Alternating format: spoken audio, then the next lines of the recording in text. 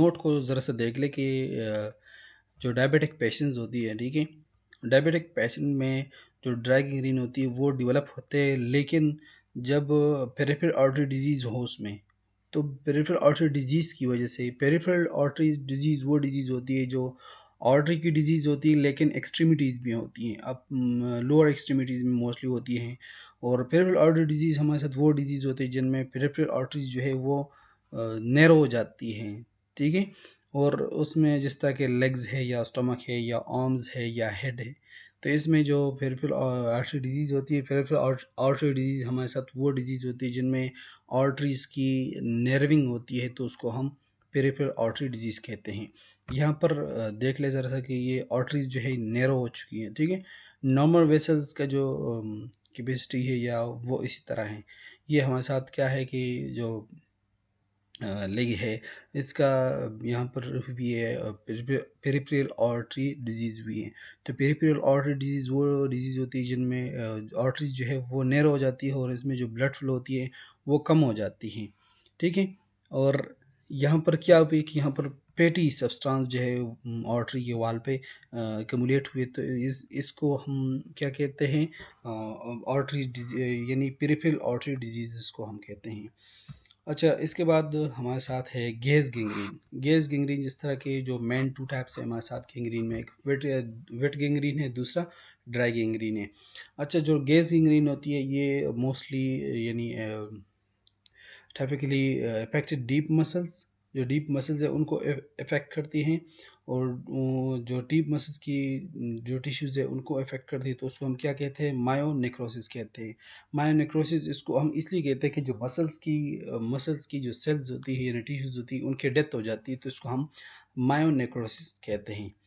अच्छा, और ये गेज गैंग्रीन जो होती है ये हमारे साथ इन्फेक्शंस की वजह से काज होती है, ठीक है।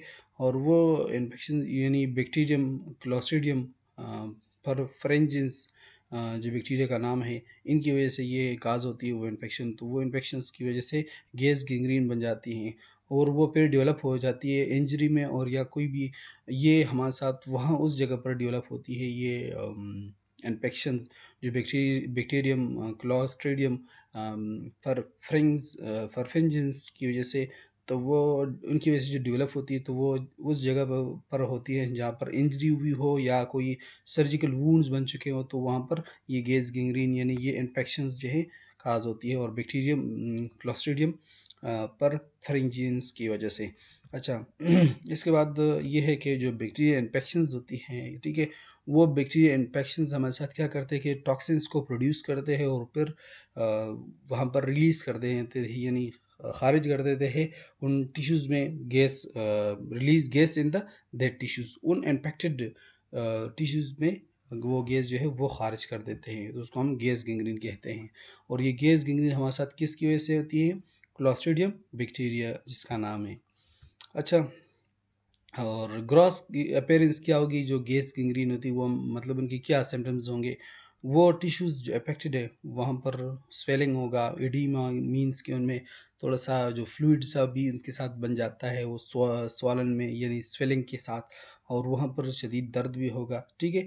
और वो किसकी वजह से होती है कि जो गैस की जो बबल्स होती है वो वहाँ पर उन टिश्यूज़ में जमा हो जाते हैं।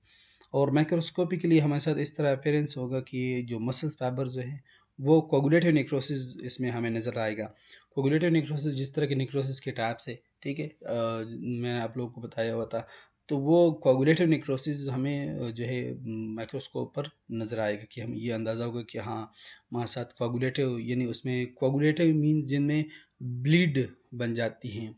और याद रहे कि इनकी जो वाल है यानी कोगुलेटिव नेक्रोसिस की माइक्रोस्कोपिकली इसका जो सेल वाल है हम कहते हैं वो हमें नज़र आ जाएगा, हमें अंदाज़ा हो जाएगा कि ये हमारे साथ कोगुलेटिव नेक्रोसिस है। लेकिन इनके अंदर जो न्यूक्लियस के अंदर यानी साइटोप्लाज्म के अंदर यहाँ पर जो न्यूक्लियस में जो मटेरियल्स होते हैं वो उसमें लॉस हो जाते हैं, ख़त्म हो जाते हैं कोगुलेटिव नेक्रोसिस में। अच्छा, और दूसरा लिकोपेक्शन है, यानी लिकोपेक्टिव भी नेक्रोसिस है हमारे साथ।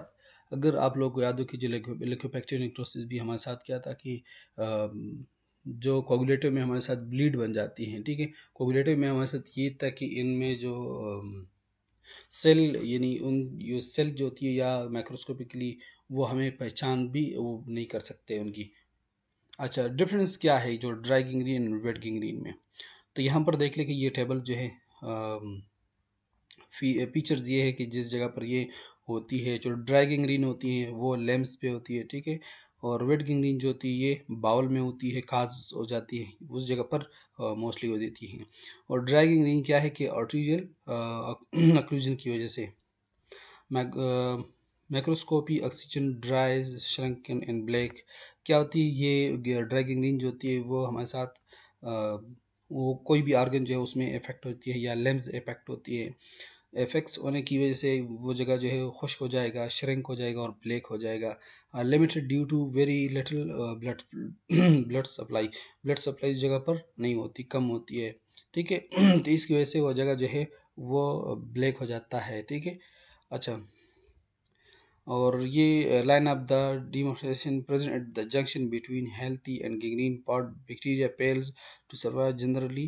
अच्छा, बैक्टीरिया इसमें फेल होते हैं कि वहाँ पर वो सर्वाइव नहीं कर सकते हैं, ठीक है। और generally better due to little septicaemia, septicaemia मतलब वो जो सेप्सिस है यानी इनकी वजह से जो सेप्सिस हो जाती है वहाँ पर। अच्छा, यहाँ पर वेट गिंगरीन जो है वो बाउल में होती है, ठीक है। वीनस थ्रम्ब ऑब्स्ट्रक्शन जो है उनमें होती है।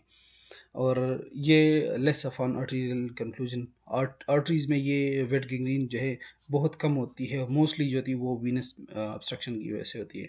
और foul moist soft fallen rotten and dark mark due to stopping of organ with blood, no clear line of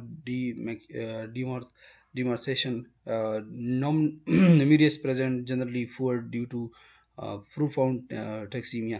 हमारे साथ मोस्टली ये है कि जो ड्राई गिंगरीन है या वेट गिंगरीन है, तो हमें सबसे पहले बात यह है कि ये हमें अंदाज़ा होना चाहिए कि ये हमारे साथ लेम्स में होती है, ठीक है। तो अपर लेम्स भी है, लोअर लेम्स भी है। इसी तरह कॉमन जो बाउल बाउल में होती है, तो बाउल में हमारे साथ जो लार्ज इंटेस्टाइन है, ठीक है, उसमें फिर हमारे साथ डिफरेंट पार्ट्स हैं उसमें होती है। और ये वीनस ऑब्स्ट्रक्शन जो है उसमें ज़्यादा होती है, ठीक है। इस वीनस ऑब्स्ट्रक्शन की वजह से मैकेनिज्म, उस मैकेनिज्म की वजह से इनमें क्या होती है कि जो आर्टेरियल ऑक्लूजन होती हैं, आर्टेरियल ऑक्लूजन क्या है कि वहाँ पर जो फैटी टिश्यूज जो है वो वेसल्स के अंदर एकमुलेट हो जाते हैं, तो वो हमारे साथ आर्टेरियल ऑक्लूजन होती है, ठीक है, जिसको हम पेरिफेरल आर्टरी डिजीज़ कहते हैं। इसी तरह जो वीनस ऑब्स्ट्रक्शन इनमें होती है, तो वीनस ऑब्स्ट्रक्शन की वजह से हमारे साथ ये यहाँ पर बाउल में क्रिएट हो जाती है। और फिर क्या है कि ये हमारे साथ माइक्रोस्कोपी जो हमें अपने नज़र से जो इसको हम ग्रॉसली हम देख सकते हैं, तो ये ड्राई गिंगरीन क्या है कि ऑर्गन जो है वो ड्राई होगा या श्रिंक होंगे, ब्लैक होंगे। इसी तरह जो वेट गिंगरीन है तो वो नरम होंगे, ठीक है, उसमें स्वेलिंग भी होगा, डार्क भी होगा। ये हमारे साथ ये बहुत ज़्यादा इंपॉर्टेंट है, जहाँ तक ये आप लोगों को मैंने बता दिया, ठीक है। बाकी ये अभी हमारे साथ ये फीचर्स है कि कहाँ पर होती है और कौन से मैकेनिज्म से होती है, माइक्रोस्कोपिकली किस तरह पेरेंट्स करती है। और दूसरी बात ये कि इसकी जो प्योरिफिकेशन है यानी इनकी जो ब्लड सप्लाई वगैरह होती है तो वो किस तरह होती है, ठीक है। और अच्छा, ये बैक्टीरिया कौन सी बैक्टीरिया होती है या यानी इनमें बैक्टीरिया की फंक्शन यानी अपने लाइफ सर्वाइव कर सकते हैं कि नहीं कर सकते, ठीक है। प्रोग्नोसिस क्या है, ये हमारे साथ है difference in dry gangrene and wet gangrene में। अच्छा, ये रहा हमारे साथ आज का लेक्चर, ख़त्म हो गया गिंगरीन का।